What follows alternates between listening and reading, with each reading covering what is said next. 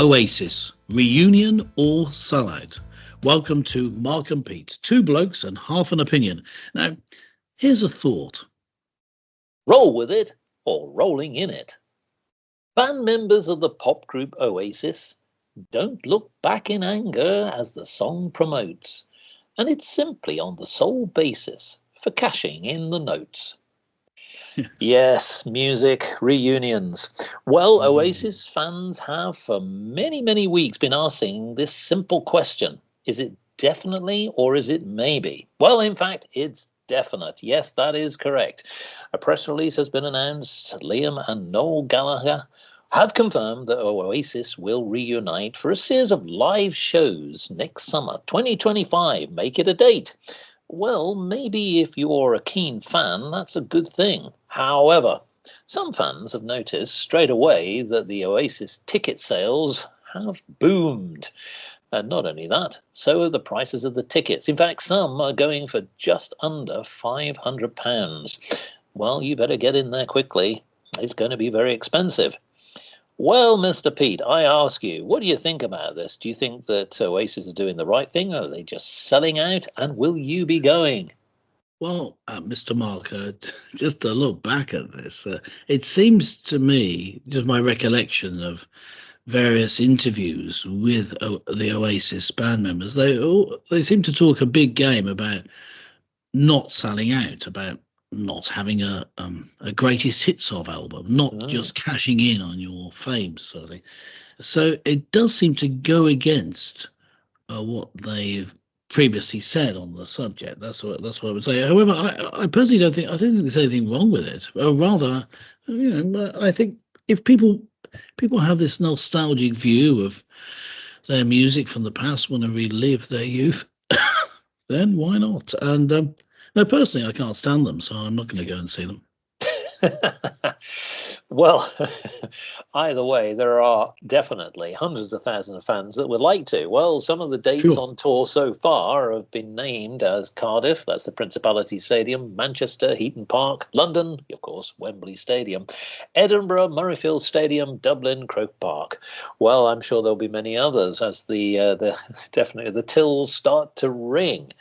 Well, the one thing is, I agree. I don't have a problem with the fact that bands like to do reunions. But the thing that's evident here, from my understanding, is there's going to be no new music. Now, maybe they'll have a rethink of that, because normally what you'd like is the fact to sort of see, well, okay, it's good to hear them play the old songs, whether it be Wonderwall, whether it be Cigarettes and Alcohol, whatever, Don't Look Back in Anger, as I alluded to earlier.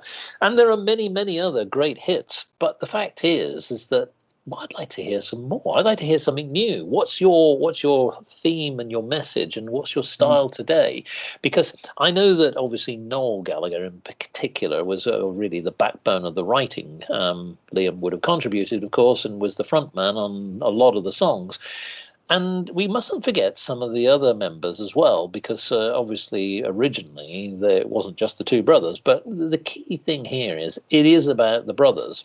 The thing that slightly worries me as a fan, if you were a fan, is are they going to last through the tour? Now, the reason I mention this is that they have a bit of a bad record, don't they, Mr. Pete? Brotherly love doesn't always extend to brotherly Well, this I have heard performance. of, yes. I mean, if what's drawing them together is just the money, and they've got plenty of money, is it going to be enough to hold them together? It depends. It may be they just have buried the hatchet, so to speak, and they really do look forward to trying it again. You can't tell, can you, as you say, at this stage? It's difficult to tell. But yes, it could all fall apart with the stresses put on them. It's not till 2025, is it? So they've got time to prepare. There's a lot of fallout that could happen, yeah. Yes, lots of things could happen between now and then, yeah. But interestingly, they... I mean, I've not seen much of them, not paying that much attention to them, but the two brothers do seem to be reasonably fit. Yes. Well, no, I mean, look, we know that in their own respective areas, they've continued in music, probably not having the same level of success. But nevertheless, they are still consummate musicians, and certainly the pop world needs something to reinvigorate it. Come on, folks! I mean, this is your chance, Gallagher's. Get your act yes, together. I suppose. Even though I'm not a fan, it's just that I'm not a fan of any pop music. It's not really specifically to do with them. And it does seem to me that the music, just generally these days, is how can I put it kindly? It's sort of like overproduced pap, isn't it? It's not. There's no real. You don't really see great songwriting and great energy in any of it. It just, and the overproduction thing, I think, is a problem. Well, I don't mind with good production, but here's the thing, and I go back to overproduction takes away the personality. That's possibly, and they definitely had that, and that's it was attitude. We know that, whether you go back to, the 50s, the 60s with the Beatles, Rolling Stones, whether you look at, glam rock in the 70s, whether you look at some of the big bands of the 80s from U2 and Duran Duran and many others, but they, whether you liked them or whether you didn't like them, they were distinctive. They had a message. They came from something. They represented something. And I think that, ironically, the Gallagher brothers, in the form of Oasis, did have that. The Britpop era, particularly in the mid-90s, was very, very distinctive. And, of course, it carried on a little bit into the 21st century. What I think is missing is the fact that there isn't that spontaneity, that new wave of thinking.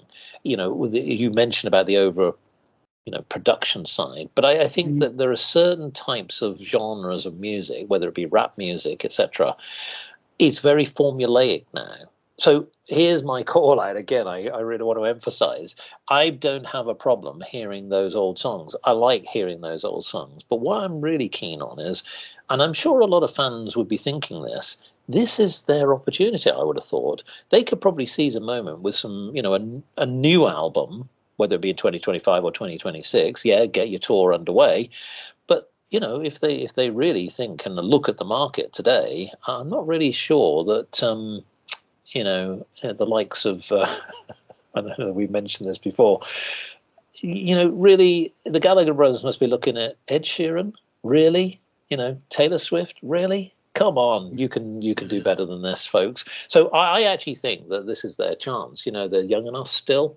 I still think that they're creative enough.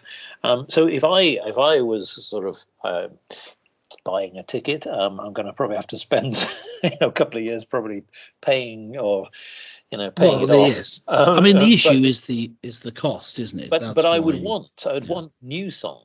That's what I'd want to hear, or at least something that gives me some indication that there's something new on the offering. So our maybe message, that's what we're saying.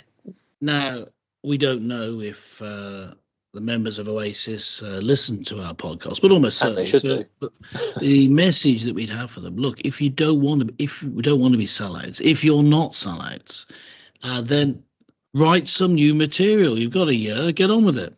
Exactly. Don't look back in anger. Be a songbird.